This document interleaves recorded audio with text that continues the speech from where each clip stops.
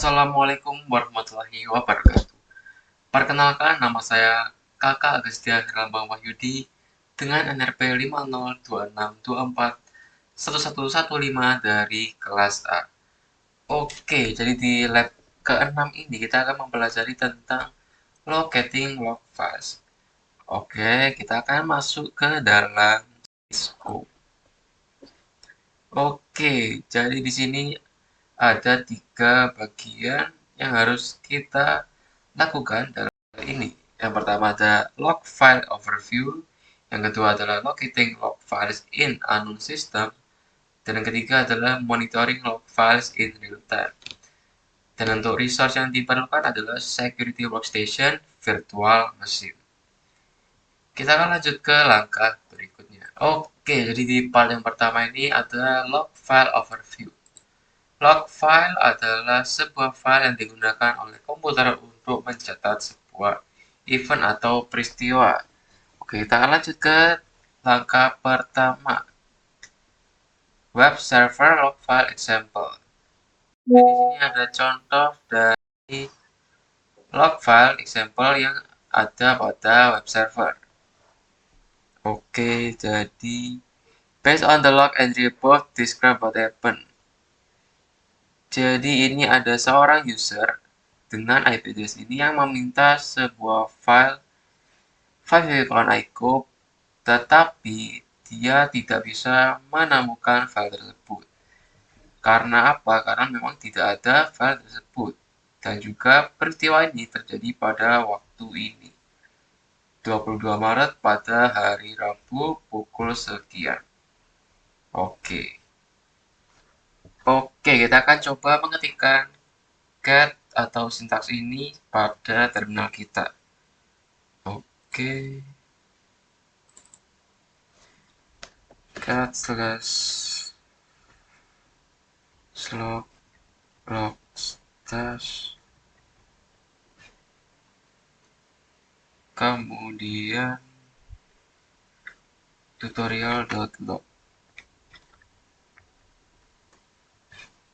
Oke, muncul tampilan yang kurang lebih sama seperti pada Cisco. Kita akan coba. Is the output above still considered as a web transaction? Explain why the output of the get command is in the different format than the single entry shown in item A. Jadi apakah ini output ini bisa disebut sebagai web transaction? Tentu bisa. Tapi kenapa outputnya berbeda dengan pada poin A ini? Karena tentu mereka itu ada di field dan juga di order yang berbeda. Seperti ini ada di tanggal yang berbeda, dan juga mereka itu di field dan order yang berbeda. Kurang lebih seperti itu. Oke, kita akan masuk dan lanjut ke langkah yang kedua. Oke, di step 2 ini ada operating system log file example. Jadi kita akan coba langsung masuk ke dalam sintaks ya. Kita akan coba di terminal kita. Kita ketikkan sudo more var log, kemudian messages. Passwordnya CyberOps. Oke, tidak ada file atau directory tersebut di workstation ini. Kita akan coba gunakan yang ada di Cisco saja. Jadi ini adalah outputnya, kemudian ada catatan bahwa contoh dari log file punya OS ini berbeda dengan miliknya web server. Oke, log files are very important for troubleshooting. Assume that a user of that specific system report that all network operations were slow around 4:20 a.m. on May 19. Can you find evidence of that in the log and it shows above? If so, in what lines? Explain. Kalau berdasarkan data ini, kita tidak bisa menunjukkan terjadi perlambatan pada pukul ini dan juga tanggal ini. Karena tidak ada 19 Maret di output ini. Tetapi kalau ada, mungkin kita bisa menunjukkan bukti bahwa terjadi operation were slow pada tanggal tersebut dan pukul tersebut. Kita akan lanjut ke part kedua. Oke, di part 2 ini kita akan belajar tentang locating log files in unknown system. Tanpa berlama-lama, kita akan langsung masuk ke dalam poin A. Jadi di sini ada main Nginx untuk mengetahui lebih detail lagi terkait Nginx itu sendiri. Kita akan coba buka di terminal. Kita ketikkan main Nginx. Oke, muncul tampilan seperti ini. Kemudian scroll down the page to locate the Nginx logging section atau debugging log. Oke, kita akan scroll ke bawah dan akan muncul tampilan debugging logs. Kurang lebih tampilannya seperti ini. Kita akan masuk ke poin C. The manual page also contains information on the files used by Nginx. Scroll down further to display the Nginx operating files under the files section. Jadi kita akan scroll ke bawah untuk mencari section files. Kita akan coba. Oke, sudah ketemu dan ini adalah tampilan dari section files. Oke, kita lanjut ke poin D. Before looking for Nginx files, use the ps and the grep commands to ensure atau memastikan Nginx itu sudah atau sedang berjalan di dalam virtual machine. Oke, gunakan main ps dan main grep untuk mengetahui lebih lanjut terkait command ps dan juga command grep. Kita akan coba ketikkan command ini di terminal kita. ps AX kemudian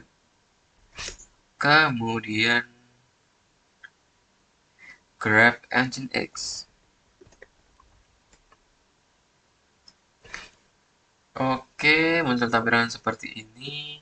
Oke, jadi di poin D ini sebelum kita mencari Nginx file itu sendiri, kita akan menggunakan ps dan juga grep commands untuk memastikan bahwa Nginx itu sedang berjalan di virtual machine kita. Oke, kita akan coba ketikkan sintaks ini di terminal kita. Kita coba terlebih dahulu. PSAX grep Nginx. Apakah sudah benar atau belum?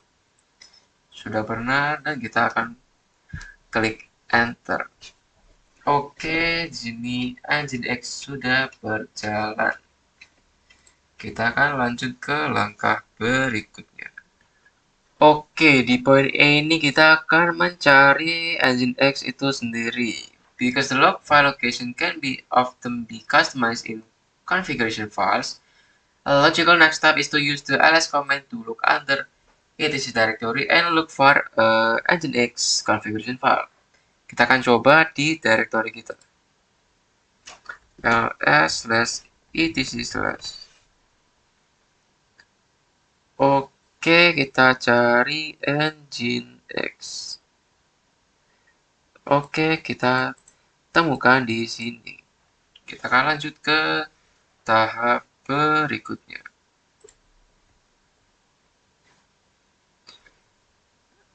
Notice that Nginx folder under etc in the output above.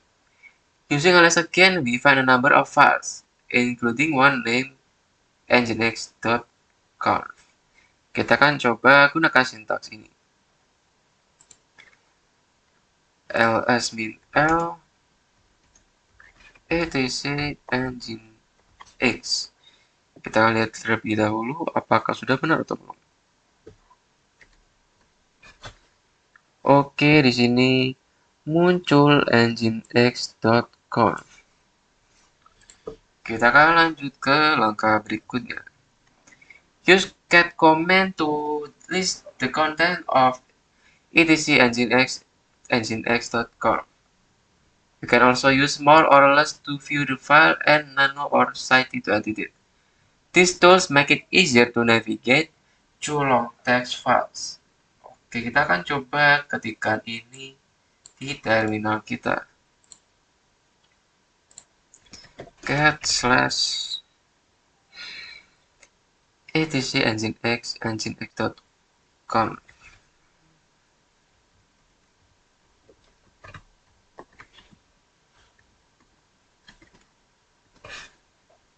Oke, muncul tampilan seperti ini. Dan kita akan lanjut ke tahap selanjutnya. A quick look at the configuration file reveals that it is an Nginx configuration file. Because there is no direct mention to the location of Nginx log files, it is very likely that Nginx is using default values for it.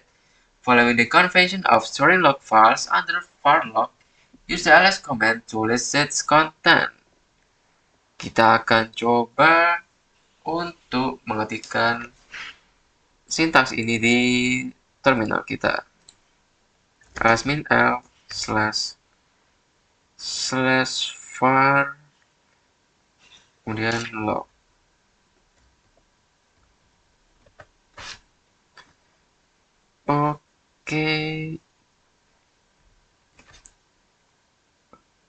Oke, muncul tampilan seperti ini. Dan muncul juga Nginx dan Nginx logstash.log. Seperti yang diwarnai pada Cisco. Oke. As shown above, the varlog directory has a subdirectory named Nginx.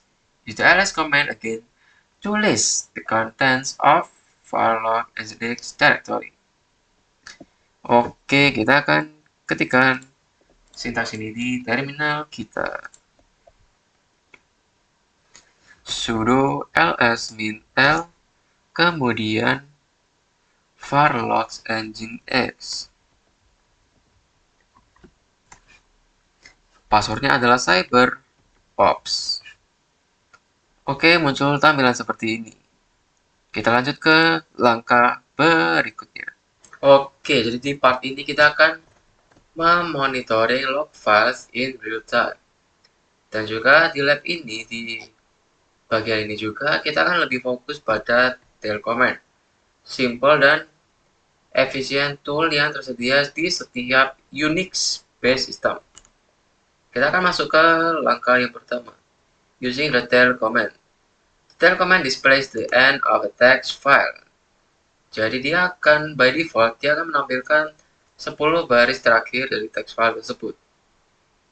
Jika nggak ada log entries, kita bisa pergi ke IP address ini di web browsernya dan kita refresh berkali-kali. Bagian A, use the tail command to display the end of the varlog nginx access log directory. Kita akan coba dengan mengetikkan sintaks ini di terminal kita. Sudo tail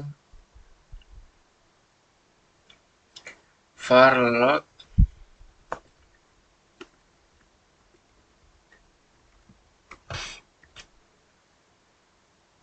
kemudian access.log. Passwordnya cyberops. Oke, muncul tampilan seperti ini. Pada poin B, use the min end option to specify how many lines from the end of a file tail should display. Jadi kalau misal ini kita isi 5, berarti kita akan memunculkan 5 baris terakhir dari file tersebut. Kalau 6, berarti 6 baris terakhir dari file tersebut. Kita akan coba ketikkan ini di terminal kita. And 5 spasi var log kemudian nginx access log.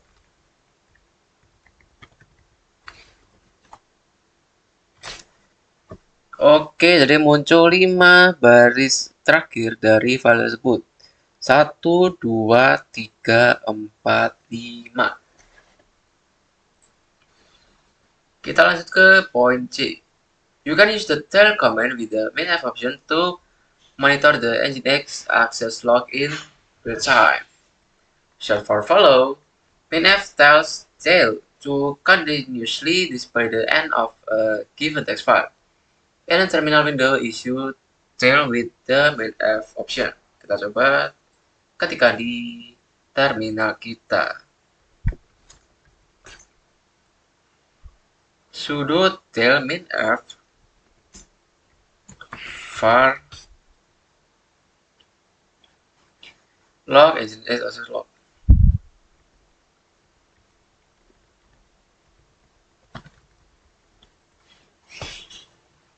Oke, muncul tampilan seperti ini. Kita akan lanjut ke langkah before tail displays the last 10 lines of the file. However, notice that tail doesn't exit after displaying the lines. The command prompt is not visible, indicating that tail is still running. Oke, kita lanjut ke poin D. With tail still running on the terminal window, click the web browser icon on the dock dan seterusnya, dan kemudian kita akan melihat bahwa tail still running. Kita masuk ke poin E.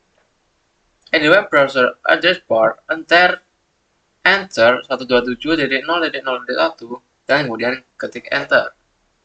Kemudian nanti akan muncul entry atau log entry baru di terminal kita. Kita akan coba terlebih dahulu.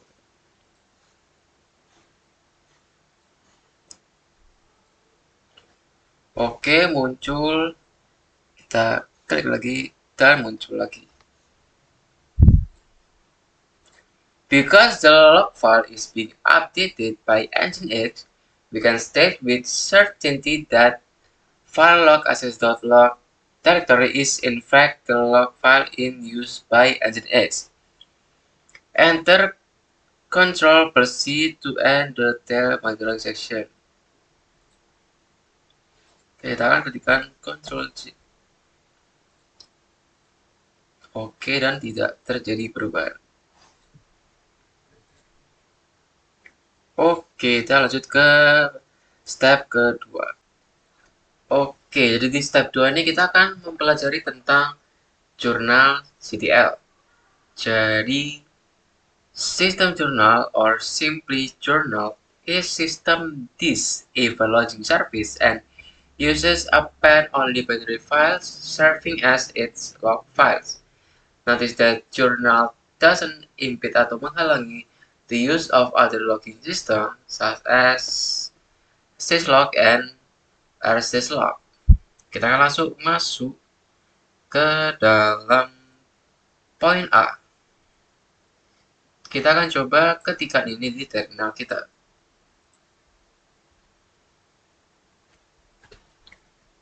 Kita ketikkan jurnal CTL.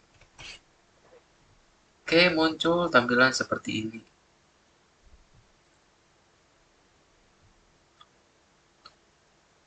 Oke. This message reminds you that because analyst is a regular user and not a member of either the admin, system, the journal, or will groups, not all log entries will be displayed by journal CTL. It also states that running journal CTL with the main key option suppresses the hint message. How can you run journal CTL and see all log entries? Jadi kita bisa memunculkan semua entries yang ada itu dengan menggunakan sudo command. Jadi kita akan menuliskan sudo jurnal CTL supaya semua log entries-nya bisa muncul. Oke. Kita lanjut ke poin B. Journal CTL includes option to help in filtering the output. Use the main B option to display Put related log entries. Kita akan coba ketikkan ini di terminal kita. Kita hapus dulu, kemudian ketikkan sudo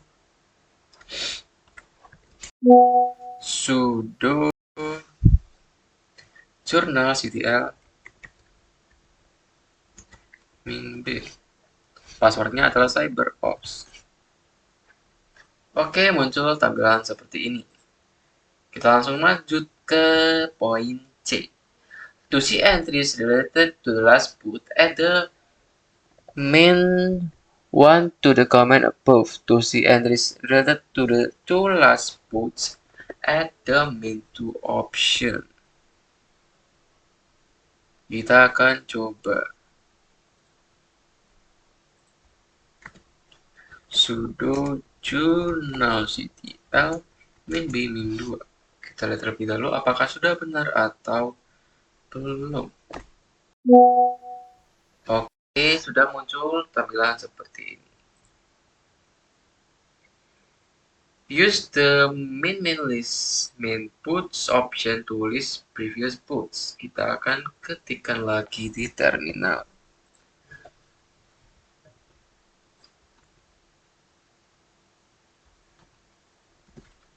Sudo journalctl kemudian min list boots. Kita lihat terlebih dahulu apakah sudah benar atau belum. Sudah sesuai, kita akan klik enter. Muncul tampilan seperti ini.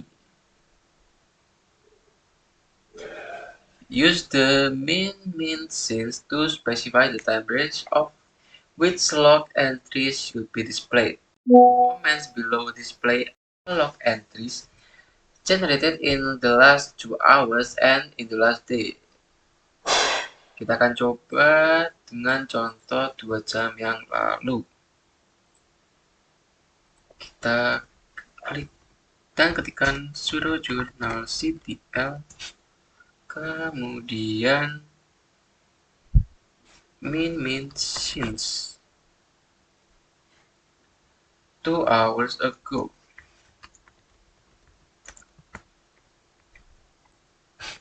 Oke, ini dia log entries atau log entries pada 2 jam yang lalu atau 2 jam terakhir. Kita akan coba dengan waktu one day ago atau 1 hari terakhir. Kita coba di terminal. Sudo journalctl kemudian kita ketikkan min since 1 day ago. Oke, ini adalah log entries 1 hari terakhir. Journalctl also allows for displaying log entries related to a specific service with the menu option. The command below display log entries related to Nginx. Kita akan coba terlebih dahulu. Sudo journalctl kemudian menu nginx.service. Oke, ini dia hasilnya. As part of System D, services are described as units. Most service installation packages create units and enable units during the installation process. Similar to tail-min-f, journalctl also supports real-time monitoring. F option to instruct journalctl to follow a specific log. Kita akan coba terlebih dahulu. Sudo journalctl min-f. Apakah sudah benar atau belum? Oke, ini dia hasilnya. Journal CTL also supports mixing option to achieve the desired file set. Document below monitors Nginx system events in real time. Kita akan Ctrl C terlebih dahulu. Ctrl C. Dan kita lanjut ke poin H. Sudo journal ctl menu nginx.service main app. Journal ctl kemudian main u nginx service main app. Apakah sudah sesuai atau belum? Sudah sesuai, dan kita akan lanjut ke poin selanjutnya. Oke, di poin ini kita akan keep the command above running, open the new web browser window and type 127.0.0.1 atau 127.0.0.1.2.80.80 di address bar. Journal CTL should display an error related to a missing faviken.ico file in real time. Jadi ketika kita mengetikkan ini akan muncul tampilan error seperti ini. Use Ctrl+C untuk keluar dari Journal CTL. Oke, setelah kita melakukan semua kegiatan di lab ini, sampailah kita pada reflection. Log files are extremely important for troubleshooting. Log file location follows convention, but ultimately it is a choice of the developer. More often than not, log file location is included in the documentation. If the documentation does not provide useful information on log files, a combination of web research and system investigation should be used.